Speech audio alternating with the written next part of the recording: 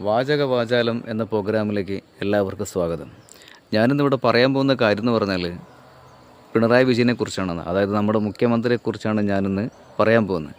കേരളത്തിലെ ഏറ്റവും വലിയ മുഖ്യമന്ത്രി എന്ന ധാരണയുള്ള നമ്മുടെ പിണറായി വിജയനെക്കുറിച്ചാണ് ഞാനിപ്പോൾ സംസാരിക്കാൻ പോകുന്നത്. 10 വർഷക്കാലം നമ്മുടെ കേരളം ഭരിച്ച് പൂർത്തിയാക്കുമെന്ന് നമ്മൾ മനസ്സുകൊണ്ട് വിചാരിക്കുന്നു. പക്ഷേ ഇദ്ദേഹത്തിന് പറ്റിയ ഒരുപാട് അമിളിച്ചുകളുണ്ട്. അതിനെക്കുറിച്ചാണ് ഞാൻ പറയുന്നത്. അതായത് സർക്കാരിന് ആകെയുള്ള വരുമാനം എന്ന് പറഞ്ഞാൽ മദ്യ ലോട്ടറിയാണ്. ഈ മദ്യ ലോട്ടറിയിലൂടെയാണ് സർക്കാർ ഉദ്യോഗസ്ഥന്മാർക്ക് കൂടുതൽ ശമ്പളം കൊടുക്കാൻ വേണ്ടി ഉപയോഗിക്കുന്നത്. ഈ കോവിഡ് വന്ന സമയത്ത് 2 വർഷം കോവിഡ് വന്ന സമയത്ത് ഇവർക്ക് ശമ്പളം കൊടുക്കാൻ ഒരു വരുമാനവും ഉണ്ടായിരുന്നില്ല. അതുകൊണ്ടാണ് കേരളത്തിന് കൂടുതൽ കടബാധ്യതകൾ എടുക്കേണ്ടി വന്നത്. പക്ഷേ ഈ കാര്യങ്ങളെല്ലാം കോൺഗ്രസ്സുകാർക്ക് നന്നായിട്ട് അറിയാം. അതേപോലെ തന്നെ BJPക്കും അറിയാം. ഇതുകൊണ്ടാണ് പിണറായി വിജയൻ ദാരിദ്ര്യത്തിലേക്ക് നീങ്ങിയതെന്ന്. ഇപ്പോഴും ആ ഒരു ദാരിദ്ര്യം ഇതുവരെ വിട്ടുപോയിട്ടില്ല. കേരളത്തിൻ്റെ ഇപ്പോഴത്തെ കടമെന്ന് പറഞ്ഞാൽ 5.5 ലക്ഷം കോടിയാണ്. 1ഉം 2ഉം അല്ല, 5.5 ലക്ഷം കോടിയാണ് ഈ പിണറായി വിജയൻ കടത്തിലാക്കി വെച്ചത്. ഉമ്മൻചാണ്ടി സർക്കാരുള്ള സമയത്ത് ആകെയുള്ള കടമെന്ന് പറഞ്ഞാൽ 25,000 കോടിയായിരുന്നു. ആ 25,000 കോടിയിൽ നിന്ന് 5.5 ലക്ഷം കോടി പൂർത്തിയാക്കിയിട്ടുണ്ട്. ഇനിയിപ്പോൾ ഇത് ഭരണം വിട്ടു പോകുമ്പോൾ മിനിമം ഒരു 7 ലക്ഷം കോടിയെങ്കിലും ആക്കി വെച്ചിട്ട് ഇദ്ദേഹത്തിന് പുറത്തിറങ്ങാൻ പറ്റും. ഇത് വല്ലാത്തൊരു ഗതികേടാണ് സംഭവം. ഇദ്ദേഹത്തിൻ്റെ അരികിൽ 2 സ്വഭാവമുണ്ട്, നല്ലതുണ്ട്, മോശപ്പെട്ടതുണ്ട്. നമുക്ക് മോശപ്പെട്ട സ്വഭാവം എന്ന് പറഞ്ഞാൽ ഇദ്ദേഹത്തിൻ്റെ ശുണ്ഠിയാണ്. മൂക്കിൻ്റെ സ്ഥലത്താണ് ശുണ്ഠിയുള്ളത്. മൂക്കിൻ്റെ തുച്ചത്തെന്ന് പറയുന്ന പോലെ മൂക്കിൻ്റെ സ്ഥലത്താണ് ശുണ്ഠികൾ. ഈ ശുണ്ഠി കാരണമാണ് ഈ രാഷ്ട്രീയത്തിൽ തന്നെ ആൾക്കാർക്ക് ഇഷ്ടമല്ലാതായി തീർന്നത്. 2 എന്ന് പറഞ്ഞാൽ നമ്മൾ അധികാരത്തിൽ കയറിക്കഴിഞ്ഞാൽ, അതിപ്പം കോൺഗ്രസ് ആയാലും BJP ആയാലും ആര് തന്നെ ആയാലും അധികാരത്തിൽ കയറിക്കഴിഞ്ഞാൽ നമുക്ക് നമ്മുടേതായ ഒരു ധർമ്മമുണ്ട് ചെയ്യാൻ. ജാതി മത ഭേദങ്ങളില്ലാതെ എല്ലാ കാര്യങ്ങളും പൊതുജനങ്ങൾക്ക് ചെയ്യുക എന്നത് ഒരു മുഖ്യമന്ത്രി സ്ഥാനത്തിരിക്കുന്ന ഒരു വ്യക്തിയുടെ അവകാശമാണ്. അതായത് ഔദാര്യമല്ല, അവകാശമാണ്. ഓരോ പൗരനെയും ശ്രദ്ധിക്കേണ്ടത് പിണറായിയുടെ അവകാശം തന്നെയാണ്. ഓരോ വ്യക്തികൾ വോട്ട് ചെയ്ത് വിജയിപ്പിക്കുന്നത് ഇദ്ദേഹം നല്ല രീതിയിൽ ഭരണം കാഴ്ചവെക്കുമെന്നുള്ളൊരു പ്രതീക്ഷയോട് കൂടിയാണ്.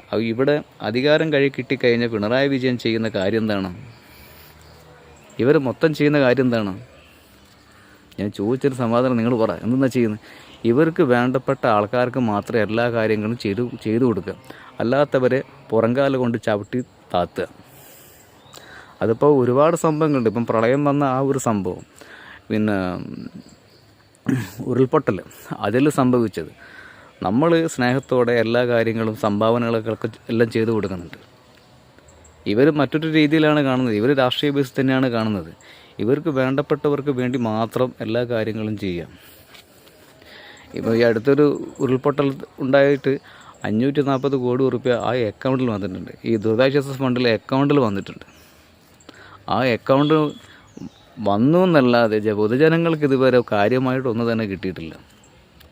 അത് പ്രളയത്തിലുണ്ടായത് അന്ന് 3,500 കോടിയാണ്, 3,000 കോടി അങ്ങനെ കിട്ടിയിട്ടുണ്ട്. അതും ഈ പറഞ്ഞ പോലെ തന്നെ വകമാറ്റി ചിലവഴിക്കലും അവർക്ക് വേണ്ടപ്പെട്ട ആൾക്കാർ അത് ഊതിവാൻ ചെയ്ത് എടുക്കലും, അങ്ങനെ ഒരുപാട് ഫണ്ടുകൾ ദുരുപയോഗം ചെയ്തിട്ടുണ്ട്. പറയുകയാണെങ്കിൽ ഒരുപാട് പറയാനുണ്ട്. പക്ഷെ എനിക്ക് ഒന്നേ പറയാനുള്ളൂ, പൊതുജനം ഇപ്പോഴും കഴുത തന്നെയാണ്. കഴുതകളായതുകൊണ്ട് തന്നെയാണ് ഇപ്പോഴും ഇവരെ താങ്ങി നടക്കുന്നത്. ഞാനിപ്പം പിണറായി വിജയനെ മോശമായിട്ട് കാണിക്കുകയല്ല, ചെയ്ത കാര്യങ്ങൾ തുറന്നു പറഞ്ഞു എന്നേ ഉള്ളൂ. എനിക്ക് ഏറ്റവും ഇഷ്ടപ്പെട്ട ഒരാളാണ് ശൈലജ ടീച്ചർ. ആ ടീച്ചർക്ക് ഒരു സ്ഥാനവും കൊടുക്കാതെ MLA സ്ഥാനം കൊടുത്ത് ഒരു സൈഡിലേക്ക് മാറ്റി. തോമസ് ഐസക്, അതൊക്കെ വേണ്ടപ്പെട്ട ബുദ്ധിയും കഴിവുള്ളൊരു, നമുക്കെല്ലാം വേണ്ടപ്പെട്ട ഒരാൾ തന്നെയാണ്. ആരോപണങ്ങളുണ്ട് അദ്ദേഹത്തിനെതിരെ, പക്ഷെ അദ്ദേഹം അങ്ങനത്തെ ഒരു വ്യക്തിയൊന്നുമല്ല. എത്രത്തോളം മറ്റുള്ള ഈ സ്ഥാനാർത്ഥികളെ അല്ലെങ്കിൽ ഈ കമ്മ്യൂണിസ്റ്റിൽ വളരെ ശക്തമായിട്ട് ചെയ്യുന്ന ആൾക്കാരെ കംപ്ലീറ്റ് അടിച്ചൊതുക്കുന്ന ഒരു പതിവ് പിണറായി വിജയനുണ്ട്. ഇല്ലയെന്ന് പറയാൻ പറ്റില്ല. ഇനിയിപ്പം കുറച്ച് കാലം കൂടിയാണ്. ഇനിയിപ്പോൾ ഒരു അടുത്ത ഇലക്ഷൻ വരുന്ന സമയത്ത് നമുക്കെല്ലാം കണ്ടറിയേണ്ടി വരും എന്തൊക്കെയാണ് സംഭവിക്കാൻ പോകുന്നതെന്ന്. ആൾക്കാർക്കിപ്പം ഏറ്റവും കൂടുതൽ ട്രെൻഡായി മാറിയത് വഖഫിലൂടെ BJP ആണ്. അടുത്ത ഒരു ഇലക്ഷൻ വരുമ്പോൾ എന്ത് തന്നെയാലും BJPക്ക് ഇവിടെ ഒരു സീറ്റ് കിട്ടാൻ സാധ്യത കൂടുതലാണ്. ഞാൻ എൻ്റെ ഒരു അഭിപ്രായം നിങ്ങളോട് പങ്കുവെച്ചെന്നുള്ളൂ. പിണറായി വിജയൻ എന്ന് പറയുന്ന മുഖ്യമന്ത്രി ഇനിയെങ്കിലും കുറച്ച് കാലം കൂടിയുണ്ട്, 1.5 കൊല്ലം കൂടിയുണ്ട്. ഇനിയെങ്കിലും ജാതി മതഭേദങ്ങൾ നോക്കാതെ പൊതുജനങ്ങൾക്ക് വേണ്ടി സേവനങ്ങൾ ചെയ്യട്ടെ എന്ന് ഞാൻ ആഗ്രഹിക്കുന്നു.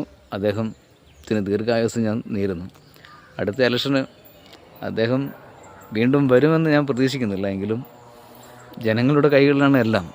ജനങ്ങൾ ഇനിയും കണ്ണു തുറക്കണമെന്ന് ഞാൻ ആഗ്രഹിക്കുന്നുണ്ട്. എൻ്റെ അഭിപ്രായം ഞാൻ നിങ്ങളോട് പറഞ്ഞു. ഇനി നിങ്ങളുടെ അഭിപ്രായങ്ങൾ നിങ്ങൾക്ക് പറയാം. ഏതാണ് നല്ലതെന്ന് പൊതുജനങ്ങൾക്ക് തോന്നുന്നുണ്ടെങ്കിൽ ആ പാർട്ടിക്ക് വോട്ട് ചെയ്യുക. അല്ലാതെ വീണ്ടും നമ്മൾ ഒരു കഴുതിയാകാൻ അവസരങ്ങൾ ഒരുക്കരുത്.